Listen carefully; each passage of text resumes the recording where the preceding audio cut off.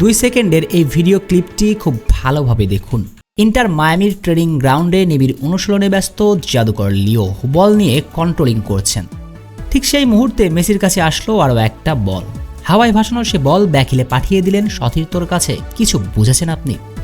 আচ্ছা, না বুঝলে আমি আপনাকে পুরো ঘটনাটা স্পষ্ট করছি কেন লিও ফুটবলের সর্বেসর্বা। তার আগে আপনাকে আরও একটা প্রশ্ন ছোড়া যাক।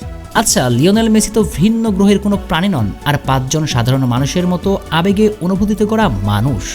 যদিও বল পায়ে সবুজের গালিচাতে ধ্রুপদী ফুটবলে বারবার জাদু দেখিয়ে পুরো দুনিয়ার সামনে একটা প্রশ্নই এঁটে দিয়েছেন, মেসি আসলেই সাধারণ মানুষ কিনা।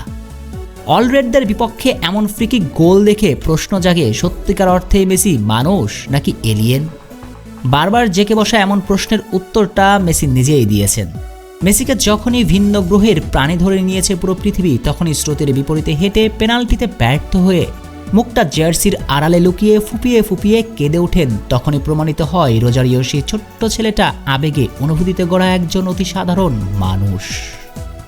কিন্তু মেসি যা পারেন সেটা আর 5 জন ফুটবলার কেন করে দেখাতে পারেন না ফুটবলের মাঠে? এই প্রশ্নের উত্তরটাও সহজ। মেসি ফুটবলটা সবসময় মাথা দিয়ে খেলেন। একটু খেয়াল করলে দেখবেন মেসি মাঠে নামার পর প্রথম কিছুক্ষণ পুরো মাঠটা হেঁটে বেড়ান। পুরো পিচে প্রতিপক্ষের ফুটবলাররা কে কোথায় আছে সবকিছু মস্তিষ্কে গেঁথে নেন। এরপরই শুরু হয় ম্যাজিক ম্যানের ম্যাজিক দেখানোর পালা। অর্থাৎ মেসি যখন মাঠে নামেন তখন মেসির মতো মস্তিষ্ক আর কোনো ফুটবলার ব্যবহার করতে পারেন না।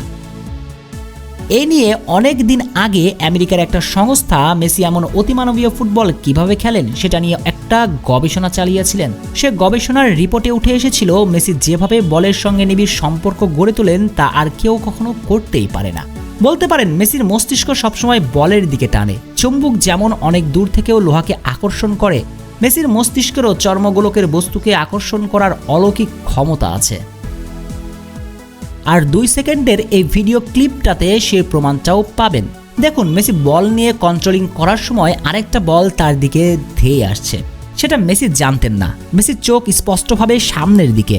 এমনকি বলটা যে মেসির পায়ে স্পর্শ লেগেছে এরপর মেসি ব্যাকহিল করেছেন তাও নয়, বরং লক্ষ্য করুন, বলটা যখন শূন্যে ভাসছিল তখনই মেসি পা জাগিয়ে ব্যাকহিলটা করেন।